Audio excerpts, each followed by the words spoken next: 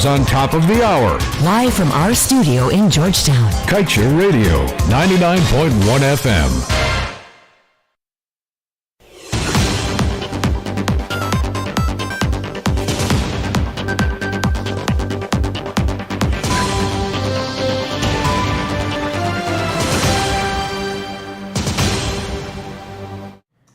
Good day. Thank you for tuning in to Kaieteur Radio. I'm Kevin Smith. And I'm Rita Kosha. And welcome to your news at noon for Friday, February 11th, 2022. In your headlines today, Ashni Singh confirms $126 billion oil money is budget support, unable to pinpoint specific project financed through NRF, and says too early to determine pay increase for public servants this year.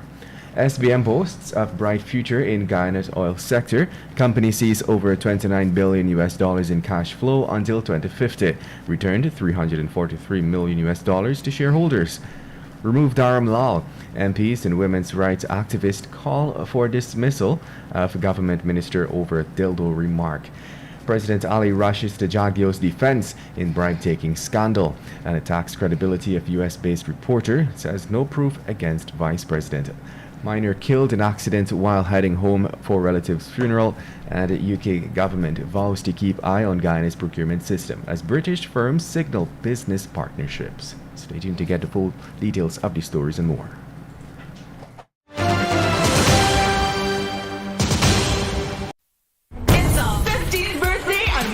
Amazing anniversary deals for you with up to 55% off selected smartphones. Get the DL3 Pro Plus for only $12,500, the Samsung A03 for $28,000, and the Samsung A12 for just $30,000. Plus, with the purchase of any smartphone, you will get a 30-day Prime bundle to use with your favorite Digicel app. Visit a Digicel store today. Thank you, Guyana, for making us 15. Digicel, better together.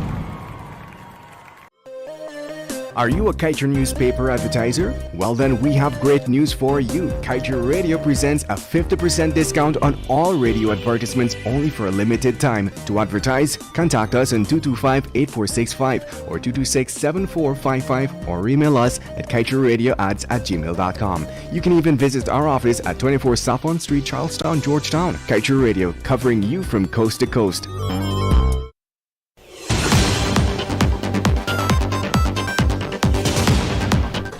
And now for the news in detail. The $126 billion coming from the Natural Resources Fund will be pooled with other revenue streams in the Consolidated Fund, which will pay for government's programs for the year.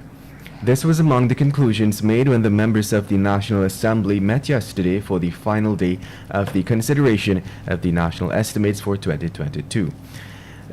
Despite the fact that some $126 billion of this year's budget is being funded with monies to be withdrawn from the NRF for the first time, there was no mention, despite promises made, of which programs, specifically in this year's budget, would be funded using Guyana's oil resources. In fact, Minister within the Office of the President with responsibility for finance, Dr. Ashni Singh, intimated that the money is in fact being used as budgetary support. With more than $15 billion allocated in this year's budget for the payment of other employment costs, Singh also informed the House that it is too early to pronounce on what level of salary increase would be provided to public servants for this year. And we now tell you that executives at SBM Offshore, the Dutch company which built the Liza Destiny, are thrilled about their future with Guyana, the world's most exciting exploration hotspot. Their state of euphoria is rooted in the fact that Guyana has been approving ExxonMobil's oil production projects in the Stabroek block at industry-leading speeds. This has actually allowed SBM to benefit tremendously in the process. In light of the tremendous work it has received to date from Guyana, I was pleased to announce on Thursday that its project portfolio is on a record high, while adding that it sees cash flow visibility into 2050 totaling over $29 billion. Thanks to the projects it has in Guyana, Bruno Chabas, CEO of SBM Offshore, noted that in 2021 the company was able to return $343 million to shareholders through dividends.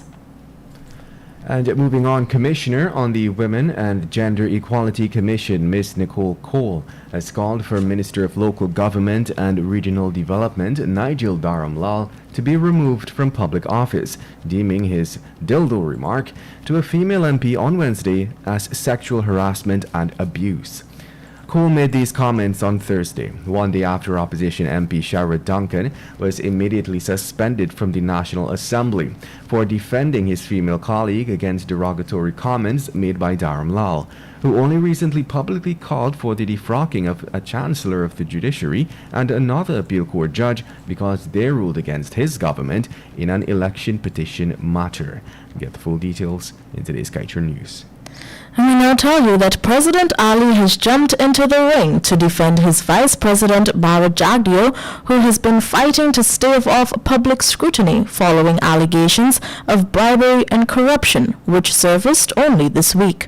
The president, during the sidelines of an event on Thursday, told reporters that the reporter from Vice News merely came with allegations and no solid proof against his vice president. The president claims that even though the allegations are untrue, the matter continues to be sensationalized. Ali said that he is focused on building his One Guyana through honesty, integrity, and hard work. During an interview that surfaced on February 7th but was conducted since February 1st, a reporter from American news agency Vice Media put to the vice president that sources have revealed that the only way to get business done in Guyana is to bribe him. And now let's tell you, a 36-year-old miner died on Wednesday on the Eyelash Main Access Road after the ATV which he was on collided with a truck. The miner has been identified as Nigel Knights, a father of two, who lived at the Charity Extension Scheme on the Essequibo Coast in Region 2. At the time of the accident, Knights and 39-year-old Leslie Norton were both pillion riders on the ATV, which was being driven by another miner. Police reported that as the ATV sped down a hill, the driver lost control. As a result, the rear left side portion of the ATV, where Knights was seated, collided with the front of a motor lorry, which was proceeding from the opposite direction. All three occupants of the ATV suffered injuries to their heads and bodies. Knights, on the other hand, was completely unconscious, while Norton was semi-unconscious. Knights was making his way out of the interior to attend an uncle's funeral on the Essequibo Coast. You're listening to Kaieteur Radio 99.1 and 99.5 FM. We will return after the break.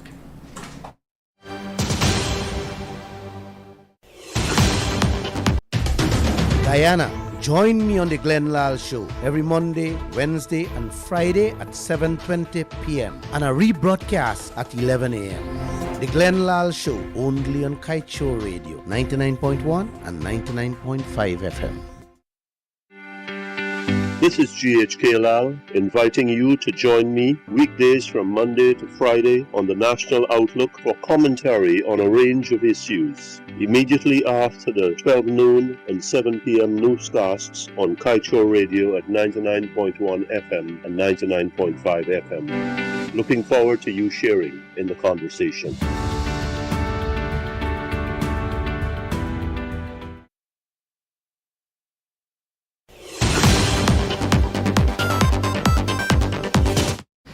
Now back with more news in detail. In recent days, Guyana's procurement system has been questioned and in fact placed under the microscope, and the British High Commissioner to Guyana, Jane Miller, has vowed to ensure that she keeps watch on this particular sector, even as companies from her home country are seeking to build partnerships with the government and private sector entities. The High Commissioner made the statement during a news conference on Wednesday, where several UK firms participating in a British trade mission to Guyana gathered to share their interests in the local market. She said she has discussed the subject of Guyana's procurement system with the Minister of Finance already. She added that Guyana, with its budding oil and gas sector, is undergoing tremendous growth, and transparency remains a critical component on the road to development. Hence, attention will be focused on the procurement system here. In other news, the National Assembly was on Tuesday informed that the APNU-AFC coalition paid 90% of the contract sum for the Bartik Stelling, when only 15% of the work was completed. This was revealed by Minister of Public Works Juan Edgel. According to Edgel, the contractor is not currently engaged at the Stelling. He noted that an audit was completed on the Stelling and the value of the materials was checked. The minister continued by stating that despite the monies being paid, the people of Bartica still do not have a Stelling. He noted that the PPPP, that should be the PPPC administration, will be spending $217 million this year and that they will continue next year for the completion of the Bartica Stelling. Moving on, Justice Gino Prasad on Tuesday ruled that the Georgetown City Constabulary unlawfully acted when it announced the 0.5% increase for a certificate of compliance in June 2019 and demanded several documents for the process. In handing down his ruling, Justice Prasad stated that at the broadest judicial review is designed to remedy public law wrongs, that is, any unlawful exercise of public law power by a public law body, and as such he commended the Guyana Bar Association for filing the public interest litigation, bringing it for judicial review. On the 20th of June 2019, the town clerk of Georgetown published a notice to advise the general public of a new policy and the cost of applying for a certificate of compliance. And moving on, 2 men were on Thursday handed separate sentences. One, the death penalty, and the other, life imprisonment by Justice Sandil Kissoon for killing 3 people in Blackbush Polder back in 2016.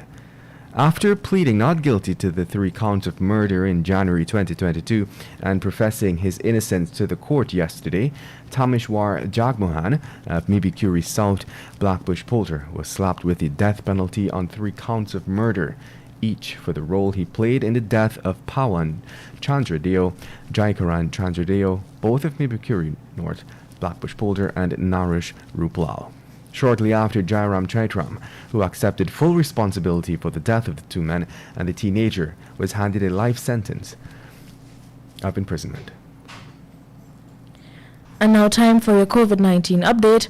160 new cases of COVID-19 were recorded on Thursday, bringing the total number of confirmed cases in the country to 62,061. Out of that number, a total of 33,461 persons are women, while 28,600 are men.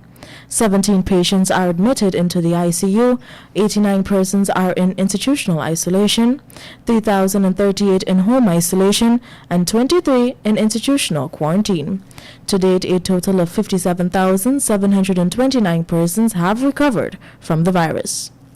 And coming from Paho, while cases of COVID-19 fell by a third in the Americas this week, healthcare workers continue to face challenging conditions due to systems that are unprepared to support them. So said Pan American Health Organization Director Carissa Etienne.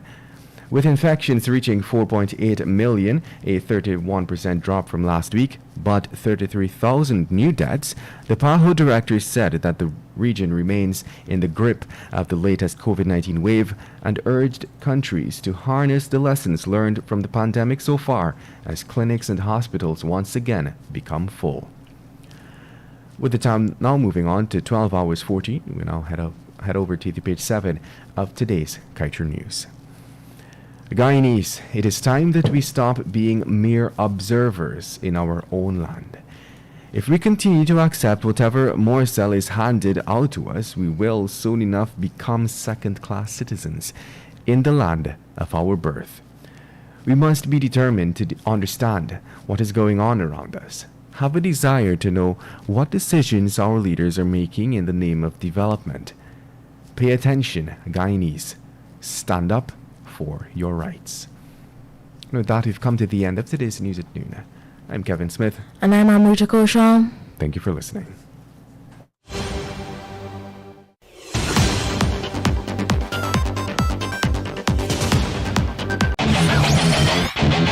Want value for your advertising dollar? Then place your ads on Kaieteur Radio's Newscasts. Streamed live on 6 different mediums, reaching hundreds of thousands. Advertise today and watch your dollar grow. Call us on 225-8465 or 226-8210 today. fellow citizen,